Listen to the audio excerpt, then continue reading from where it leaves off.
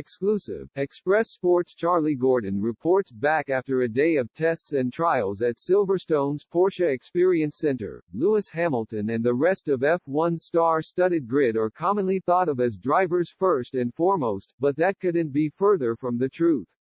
On good authority from the brains at Porsche Human Performance (PHP), possessing the 7-time world champion's driving talent would only be enough to grind out several laps of a Grand Prix before the average person's neck would give way. And that's before taking the rigors of a 45-degree cockpit into consideration.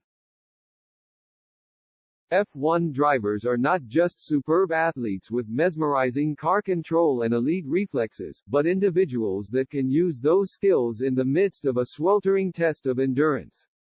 Flying the flag for Express Sport and Average Joe, I went to Silverstone to find out how hard the world's 20 best drivers have to work for their pay packet. Put through my paces by PHP's Jack Wilson in a gym which has hosted the likes of Daniel Ricciardo and Yuki Tsunoda. A key area of focus was the way in which F1 stars must prepare their neck for a season of intense G-force. And that's not just to cope with high-speed cornering, acceleration and braking, but also the darker proposition of training to crash. Drivers regularly experience 6G during races, roughly twice as much strain as Wilson allowed me to experience, which on its own was enough to make looking backwards a painful affair for the week following. It's therefore unsurprising that, while you or I may dread leg day, F1 stars must regularly gear themselves up for neck day, so that a 2-hour race can come and go with their heads still firmly attached to their shoulders. The ability to cope with far greater pressures than your average Joe comes in handy not just for when things are going to plan, but also for when they're not.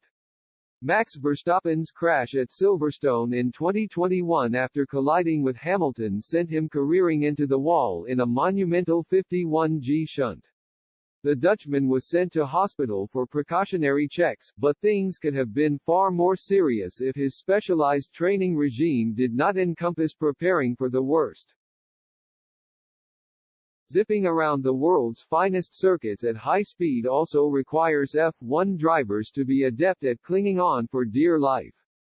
Despite tipping the scales at least 5 kilograms heavier and the tape measure 4 inches taller than Hamilton, my grip strength score of 45 is some way short of the 55 needed to keep hold of the steering wheel when the going gets tough.